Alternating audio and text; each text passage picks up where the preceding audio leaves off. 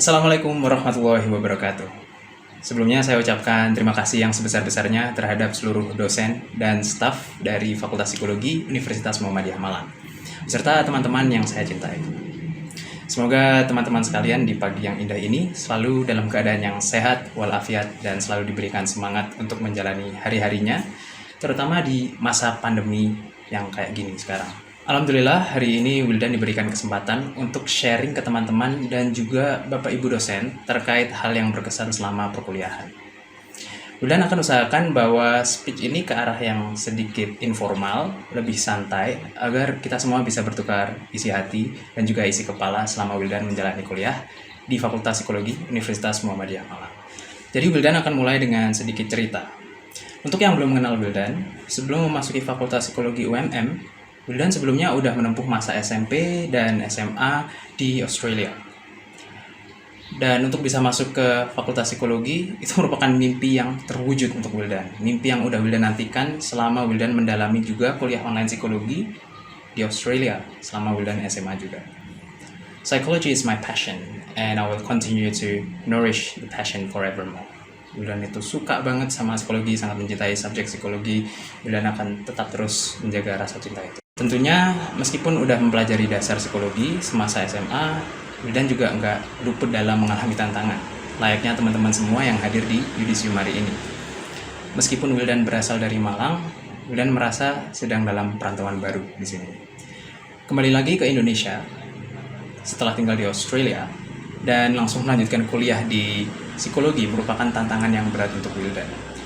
Banyak hal yang harus Wildan usahakan untuk berubah, namun perubahan itu sendiri sih tentunya nggak mudah untuk Wildan. Untuk ngasih teman-teman gambaran nih, ada beberapa hal yang harus Wildan usahakan untuk diadaptasikan. Yang pertama adalah budaya akademis di kampus Indonesia. Selama Wildan menempuh kuliah di psikologi UMM, Wildan banyak banget belajar dari dosen maupun teman-teman di fakultas tentang cara menjaga keharmonisan kelompok. Semasa Wildan di Australia, budaya akademik di sana itu menuntut Wildan untuk berpikir lebih kritis, dan seringkali siswa juga dituntut untuk melakukan perdebatan yang sifatnya akademis ya, dengan gak cuma mahasiswa atau siswa lain, namun juga dosen. Tidak jarang juga, hal itu juga membuat sebuah konflik yang sifatnya seharusnya membangun sih. Maka dari itu juga mungkin ada beberapa teman-teman yang merasakan, terutama teman-teman kelas saya yang merasa kadang terintimidasi saat presentasi. Dosen pun juga begitu. Kadang ketika Wildan memiliki perbedaan pendapat yang sengit, kadang Wildan mungkin kelihatan sedikit mendominasi dan kesannya malah kurang sopan. Dan karena itu Wildan mau mohon maaf yang sebesar-besarnya untuk teman-teman yang udah Wildan buat cemas selama terutama LPJ, presentasi, dan tugas kolaboratif. Dan untuk Bapak dan Ibu dosen, Wildan mengucapkan mohon maaf dan terima kasih yang sebesar-besarnya karena udah sabar sama Wildan membimbing orang yang keras kepala kayak Wildan, terus juga bisa menjadi teman diskusi yang sangat baik terutama di jam-jam dari luar kuliah. Jadi Wildan ingin mengucapkan special thanks untuk Bu Dia, Pak Salis, Pak Zainul, Bu Judiah, Bu Ratih, Bu Dian, Bu Devina, dan Bu Hudan. Dosen-dosen tersebut itu udah sabar banget sama Wildan yang sering tanya dan sering debat ketika ngelakuin bimbingan atau juga dalam kelas. Dan juga kadang kita juga pernah beberapa kali debat di luar jam kuliah. Dan Wildan sangat mengapresiasi waktunya karena nggak banyak guru yang istilahnya ketika di luar jam kuliah itu bisa diajak diskusi terkait hal-hal akademik. Selain budaya akademis, Wildan juga harus beradaptasi dengan bahasa. Saat Wildan daftar kuliah di UMM, terutama memasuki masa PES-Maba dulu, bahasa Indonesia Wildan bisa dibilang hancur. Karena sejatinya meskipun ya Wildan ini orang Malang asli, intinya basa Jawa medok, bahasa Jawaku kental. English I'm fluent, bahasa Inggrisku lancar, but bahasa Indonesiaku ya begitulah. Jadi ya bahasa pengajaran pun diberikan dalam kelas itu menggunakan bahasa Indonesia, kecuali ISP tentunya. Jadi Wildan harus banyak belajar lagi untuk bisa ngelancarin bahasa pemersatu kita, yaitu bahasa Indonesia. Hal ini bikin Wildan ingat sedikit tentang salah satu kejadian di mana Wildan harus bikin presentasi di kelas. Waktu itu semester 1 atau 2, dan ya mungkin karena saking gugupnya Wildan karena masih belum bisa adjust atau menyesuaikan dengan bahasa Indonesia yang digunakan untuk presentasi, akhirnya Wildan pakai 3 bahasa campuran. Kadang ada beberapa kata yang pakai bahasa Jawa, ada yang pakai bahasa Inggris, ada yang pakai bahasa Indonesia, dan itu menjadi sebuah kesulitan tersendiri. Namun meskipun ada kesulitan yang kayak gini, semua itu menjadi lebih mudah karena adanya dukungan, bantuan, dan support dari teman-teman kelas. Meskipun kadang ya diledekin, diketawain, it's okay. That's what family do. Keluarga itu kayak gitu. Kadang kita ngelakuin kesalahan, kita digojlokin atau diolok-olokin, itu sebenarnya untuk bikin kita lebih tough lagi, untuk bisa lebih berusaha, tapi nggak tersakiti hatinya. That's what family do. Terakhir, Wildan belajar banyak tentang membangun relasi dengan orang lain, terutama orang yang baru dikenal.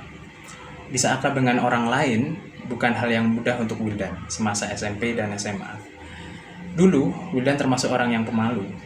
So, semasa kuliah di psikologi UMM, kita kan banyak ngelakuin praktikum, yang mungkin ada beberapa dari teman-teman yang udah ngelakuin.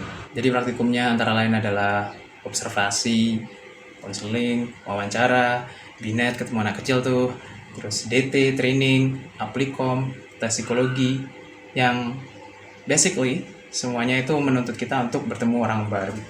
Gak cuma itu, kita juga dituntut untuk memahami masalah mereka dan juga membantu mereka untuk bertanggung jawab atas permasalahan mereka sendiri. Hal ini jadi tamparan sendiri untuk Wildan, karena Wildan sebenarnya dulunya sering lari terhadap masalahku sendiri. Jadi kalau ada masalah, aku cenderung untuk ninggalin, coping, tinggal pokoknya. Tapi aku pikir, kalau klien aja kita bantu di praktikum untuk bertanggung jawab atas masalah mereka, terus kapan aku bisa ngambil tanggung jawab yang sama untuk diri sendiri?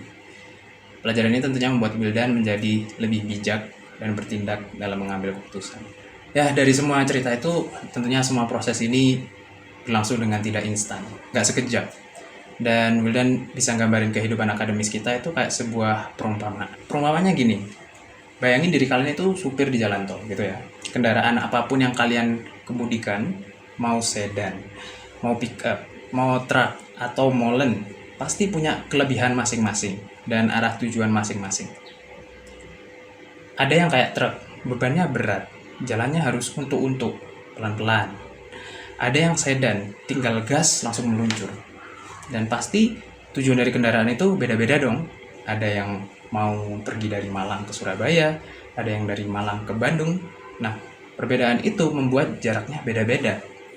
Dan tiap kendaraan pasti punya kapasitas bensin yang berbeda, tantangan yang berbeda, dan bayar tol dengan hal yang berbeda juga. Intinya, teman-teman semua ini udah sampai di gerbang tol yang dinamakan yudisium. Teman-teman udah sampai dengan beban perjuangan teman-teman yang berbeda, cara yang berbeda, dan juga pengorbanan yang berbeda.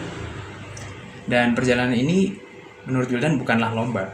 Yang selesai dulu belum tentu menjadi yang terbaik. Yang selesai terakhir juga belum tentu nggak berkualitas sama sekali. Kalau ada sesuatu yang Wildan bisa sampaikan ke teman-teman sih adalah try to walk at your own pace. Berproseslah dengan kecepatanmu sendiri.